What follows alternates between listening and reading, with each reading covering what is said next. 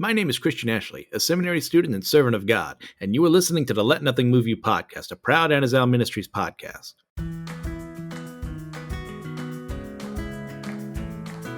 Welcome back to the Let Nothing Move You podcast. I'm your host, Christian Ashley, and today we will be going into, like I promised last time, Genesis 10 through 11. We'll be starting today in verse 10, going through verses 1 through 5.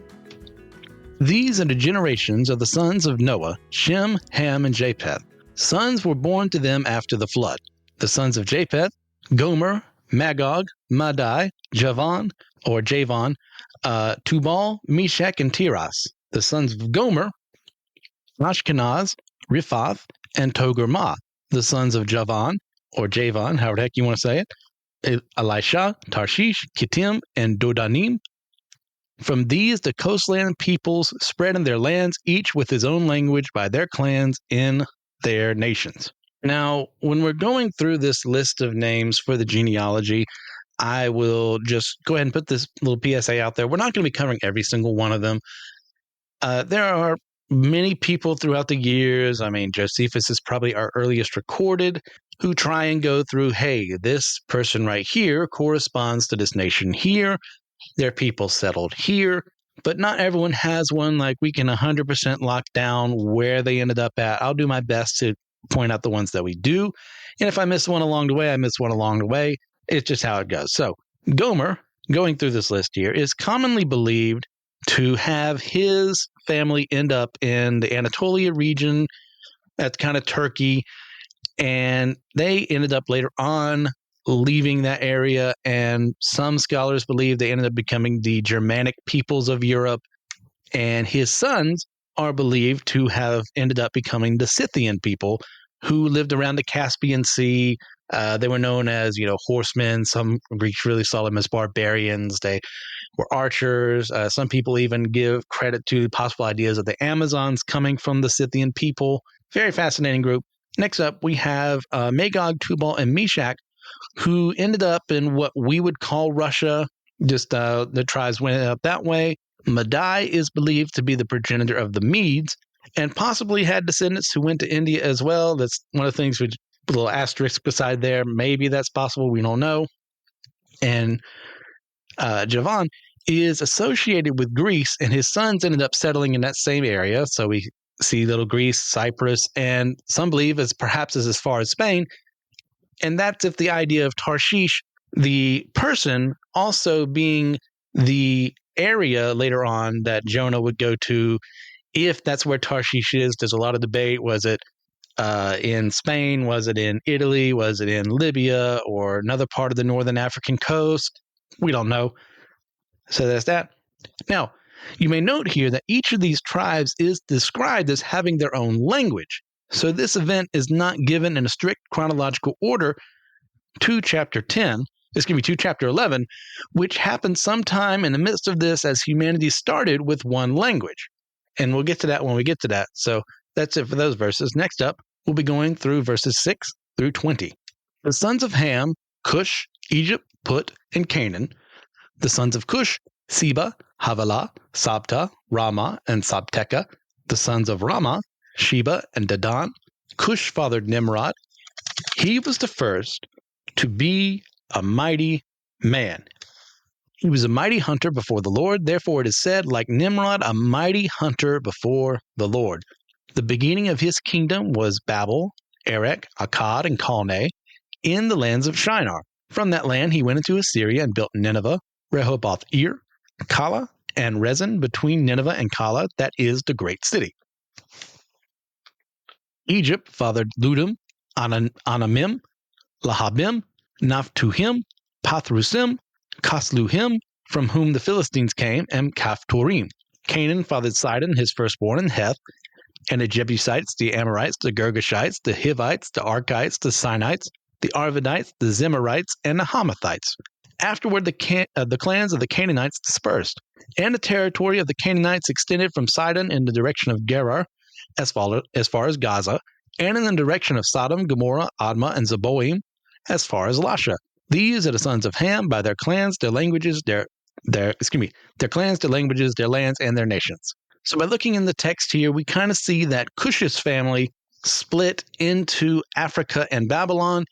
Ham's son Egypt, also known as Mitzrayim, which is the Hebrew word for Egypt, settled Egypt, with Put settling Libya. Canaan, meanwhile, settled what would become the land of Canaan.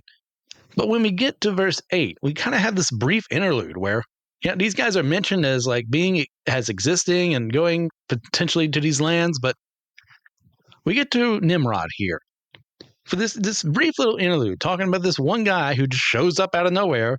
And by the way, before we go any further, I do need to preface that Nimrod, back in the day, doesn't mean what it means right now, but it evolved into such.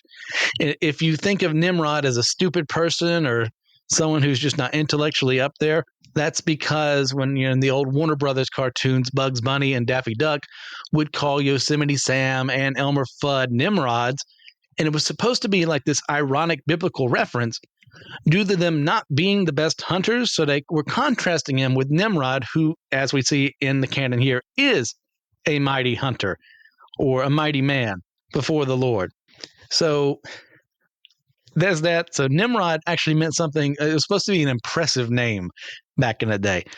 So we're not exactly told what makes Nimrod mighty, but recall how in Genesis 6, the mighty men of renown, it was a term that wasn't meant positively. So this likely ends up being the case for him as well. I mean, considering he rules over what would be Babel, which will lead to the creation of the Tower of Babel, and that his name literally means we will rebel, I have this sneaking suspicion that he's not supposed to be viewed positively, but I can't 100% say that is what the text is saying without further verses being out and say, yeah, that Nimrod guy, I mean, he was a mighty hunter, but he wasn't a good dude. We don't know for sure.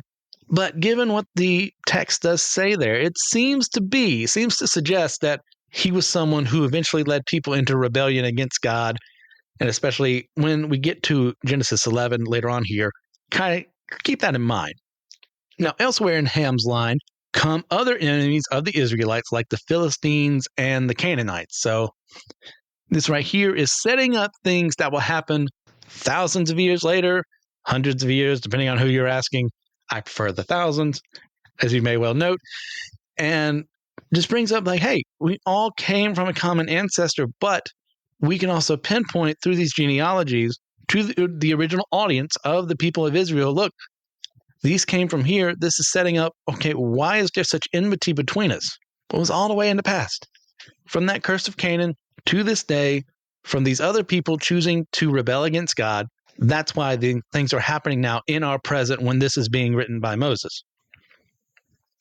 Then we'll go on from there to verses 21 through 32. To Shem, also the father of all the children of Eber, the elder brother of Japheth, children were born.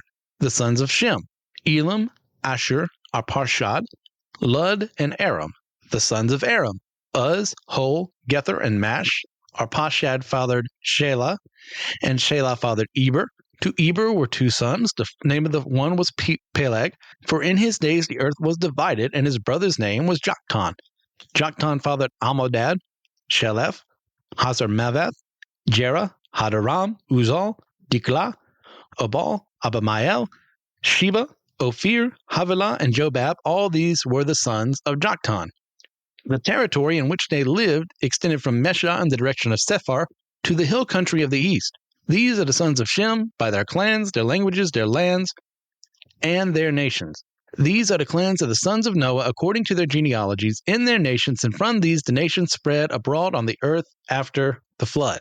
And we see here, Shem's sons lead to the founding of the Persians, the Assyrians, the Lydians, Aramaeans, and ultimately Israel itself through Arphaxad, or however the heck you pronounce that name. I think I was doing fairly well until I started correcting myself.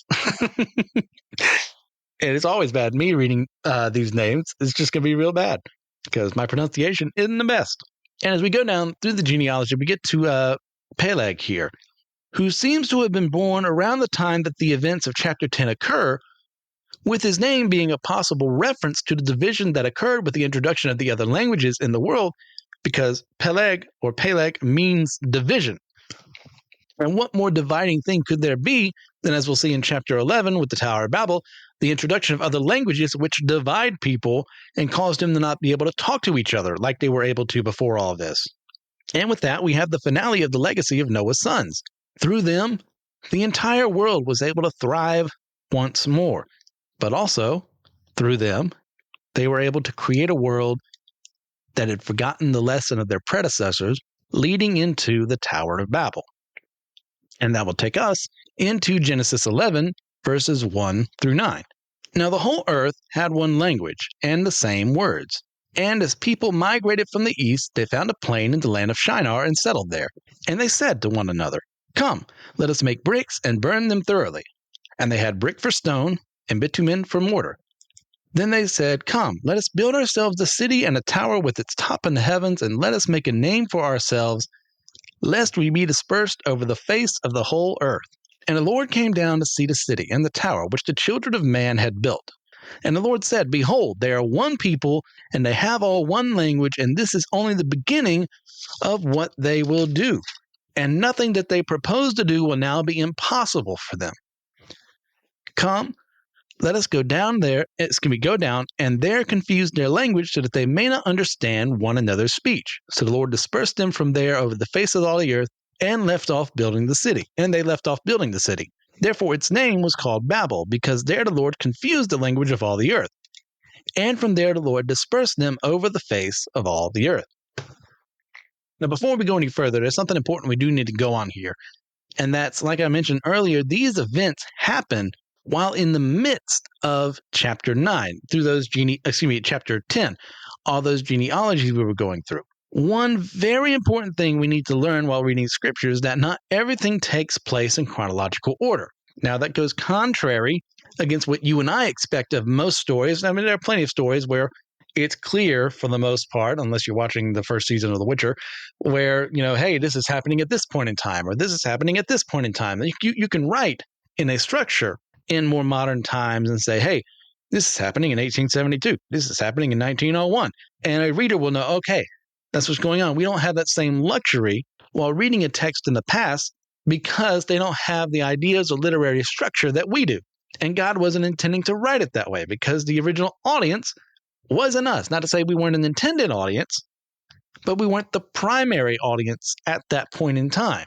So, this idea of writing more chronologically is more of a modern invention of storytelling, and we expect a narrative to take this path unless otherwise noted. Like, there are plenty of people today who don't write, straightforward. Chronologically, they don't have to. I don't write everything chronologically.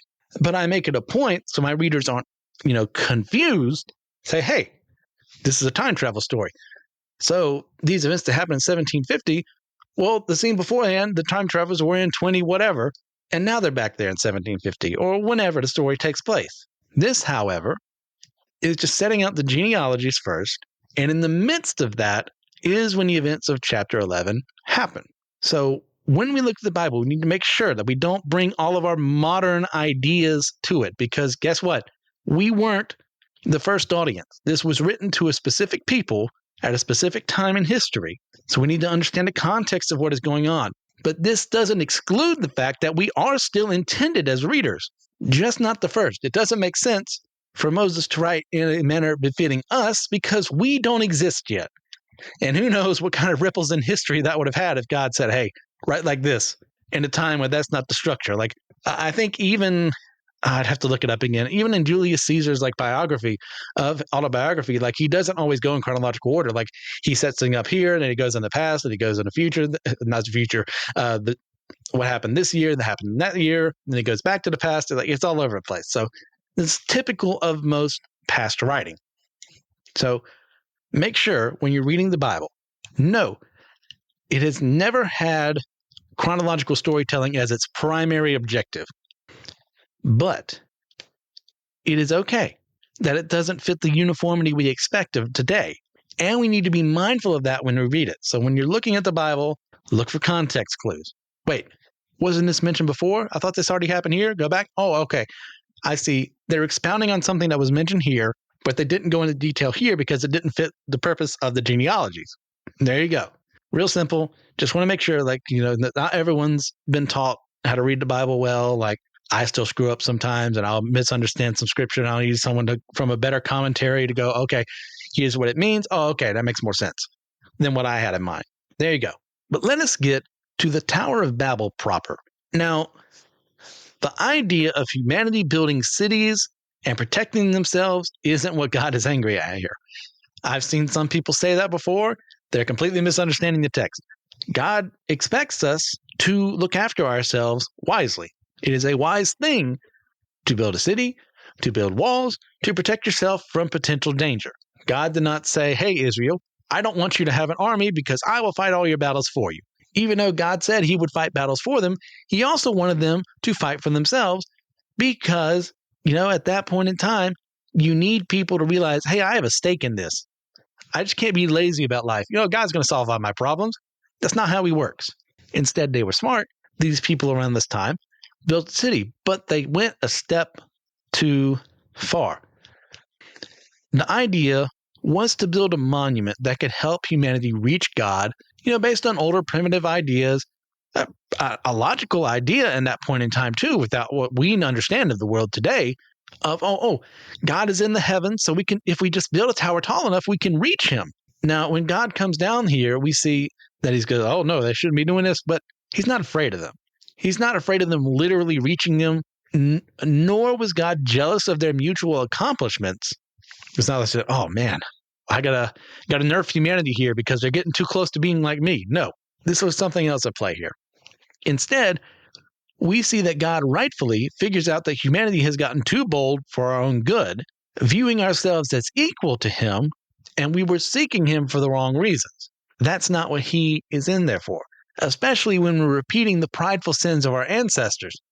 That whole, I'm going to control the world, I'm going to be like me, I'm going to enforce my will on the world, not God's will, my will be done. Well, no wonder he flooded the world once, but God, wishing to keep his righteous covenant with Noah and his sons, instead creates the issue of multiple languages as a way to, hey, I can cause a little bit of discord here, a little bit of strife. That way they don't know what they're saying to each other. This group will go here and settle that land. This group will go here and settle that land. And they won't be able to work together the way they could. Not that it's impossible for people to work together without having a common language, but can you imagine the immense confusion in that moment where suddenly people give a name to like the one language that existed before this. There's like Proto-Hebrew and there's some other like really hoity-toity terms they throw out there, but it's the idea that there was one language, we don't have a name for it at this time. People have proposed others, is my point there. And suddenly, well, your boy isn't speaking Proto-Hebrew anymore, neither are you. You're speaking Aramaic, he's speaking Greek, and your neighbor over there is speaking Lakota. How'd that happen? Because God knew what they were capable of together, working as one. Recall that no other language existed on the earth except for this, whatever the language is called right now. And recall how humanity was able to work together to the point where God saw all their sins and said, I'm going to have to send a flood and get rid of them. God doesn't want that to happen again, doesn't want humanity to get too big for their britches, sends the other languages so that they can't understand each other anymore, forcing humanity to spread out so that they can live on the planet God created for them. Now, regardless of this decision, God knows they're not going to worship him. We didn't find, from the European side of things, we didn't find the Mapuche people in South America, yes, worshiping God there. They had their own native religion. We didn't find any of the Polynesian people worshiping God. We didn't find the Maori worshiping God. We didn't find the Great Zimbabwe Empire worshiping God. We didn't find anyone, we didn't find the Britons worshiping God when the Romans came that way. No one was doing it, and God knew that was going to happen, but he did it anyways because he knew what humanity was capable when we're capable of working together. So he brought division there for our sake. It doesn't feel like one, but he understands better. He knows better.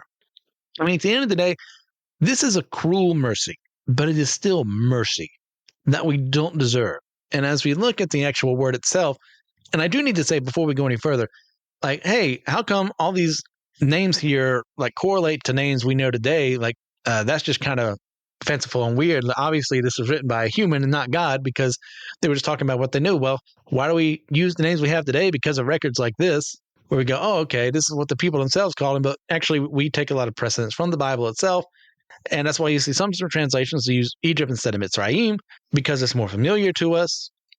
But since the Hebrew Bible and the Greek Bible as well has been so important to us, we end up using terms today based on the history that we have with them in English. So, of course, they correlate to words we already know if we were already using that text in the first place. But also recall, this is the Hebrews' name for these people. So they probably had other names for themselves that just aren't recorded because it wouldn't make sense to the Hebrew audience. So the Hebrews call them this, maybe the people themselves call themselves something different.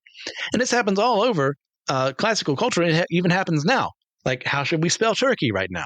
Should we call it something else? Here's how this country is represented in this language. Here's how it's represented here.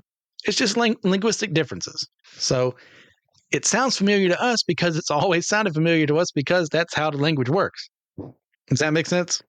Hopefully it does. Otherwise, I wasted a lot of time there. So it is called Babel in the ancient Hebrew, which means confusion. Now, obviously, with all these new people groups here, they would have had a different word for it. So even the people of Babel probably would have called it something different. But to us, who are relying on the Hebrew text here, we understand the Hebrew word for Babel, which means confused, helps us know, okay, the people were confused. It's probably not what it was called then, unless Hebrew was one of the languages that sprung up from this point in time. We don't know. Now, as we look at this whole thing, as we reach our more modern age, there's still lingual divides. Like, we're not united under one earth language. We're not the Earthican people right here. It is, all over the place with languages. Like, India alone has hundreds. That is one country with, granted, about 2 billion people at this point in time. Still, that's a lot. But we are at the point where we are organizing more common languages, more of the idea of, the way Greek was used back in Roman Empire of being like a common trade language. We have English, we have Spanish, Japanese, Mandarin, Arabic, and more that are recognized by more people. This new cooperation has allowed many projects to be done that simply could not be done thanks to the differences between languages and different people groups. Now, like I said, we aren't anywhere close to having a universal language again, but the pride of man has, as it's always been, unified to the point where you view ourselves in the role of God or as equals to God, which can never be attained in our sinful state. And even with the redemptive sacrifice of Jesus, we are never going to be able to become God, and neither should we wish for that. Only He is God. We are man created by God to worship Him. To do anything else is to be sinful. So I'm not saying we shouldn't ever seek to have a universal language. But I am reminded of stuff like this in a world where it has become far easier for people to work together to sin, that we should be careful. And that's one of the lessons that's trying to be taught here in the Tower of Babel. Be mindful. This has happened before. It can happen again. It's not like sin ended after the Tower of Babel with all these new languages. Like with the people groups organize, okay, you speak this language, you speak this language, we're going to go this way now. And they went to go live their lives in sin because that's how people work. God wasn't trying to solve the problem of sin with this, but He was solving the problem of humanity being united to cause greater evil by working as one. And we'll move on from there to verses 10 through 26. These are the generations of Shem. When Shem was 100 years old, he fathered Arpachshad 2 years after the flood. And Shem lived after he fathered Arpachshad 500 years and had other sons and daughters. When Arpachshad had lived 35 years, he fathered Shelah. And Arpachshad lived after he fathered Shelah 400 years and had other sons and daughters. When Shelah had lived 30 years, he fathered Eber. And Shelah lived after he fathered Eber 403 years and had other sons and daughters. When Eber had lived 34 years, he fathered Peleg. And Eber lived after he fathered Peleg 430 years and had other sons and daughters. When Peleg had lived 30 years, he fathered Ru. And Peleg lived after he fathered Ru 209 years and had other sons and daughters. When Ru had lived 32 years, he fathered Serug. And Ru lived after he fathered Serug 207 years and had other sons and daughters. When Serug had lived 30 years, he fathered Nahor. And Serug lived after he fathered Nahor 200 years and had other sons and daughters. When Nahor had lived 29 years, he fathered Terah. And Nahor lived after he fathered Terah 119 years and had other sons and daughters. When Terah had lived 70 years, he fathered Abram, Nahor, and Haran. Now, as you're following the story, you may kind of notice that humanity's collective ages are slowly dwindling down. Now, assuming that they are not meant to be representative of large terms of time and there are gaps between the supposed father-son cycle, then this starts to suggest and show a genetic collapse of humanity where our lifespans are reduced. There are several thoughts for why this happened, including the environments just being harsher, negative traits being passed down thanks to random mutations. Humans didn't need to live long enough to have dozens of offspring, or perhaps God himself shortened our lifespans directly. Regardless of which is true, we now live far shorter lives than the patriarchs. The fall of man into being sinful beings has had a direct effect on our bodies. Where once we were fit for eternity, now we live in turmoil and strife, both physically and spiritually. Yet there is still hope. These genealogies can be grating and make us roll our eyes like, do I really have to read this again? Oh, what are those names? They mean nothing to me. There's still hope, but they serve an immensely important role in showing that God has kept his promises to us, even when humanity refused to love him. Without a genealogy like this, we do not have the unbroken record of the promise that will lead to Jesus Christ. That's why these matter, not only for the Israelites at that point in time to know where they came from, to help us now understand where we came from, but to understand where Jesus came from and how the promise would be fulfilled.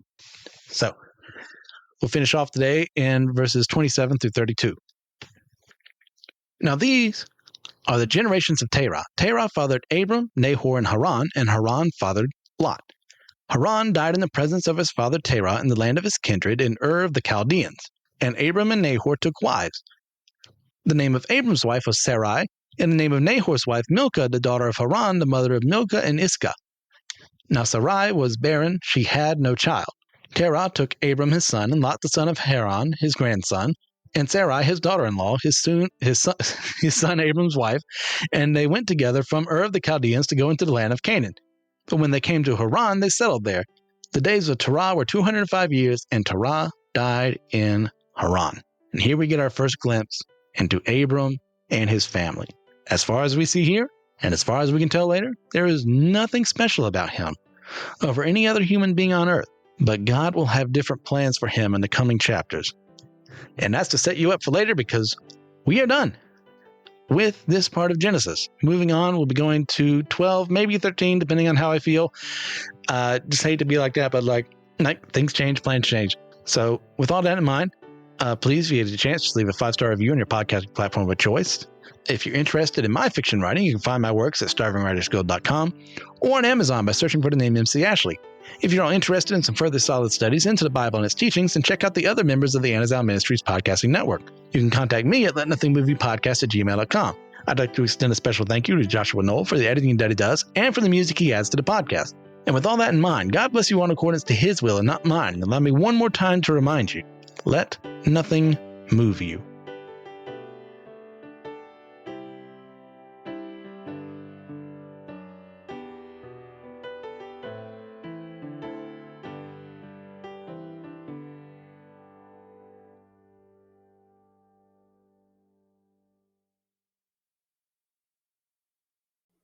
Hey guys, are you interested in podcasting but don't know where to go? Well, check out Zencaster.com and go ahead and make an account there and use special promo code LetNothingMoveYou, all caps.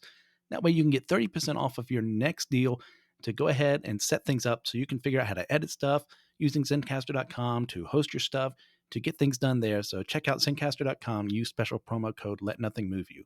All right, see ya.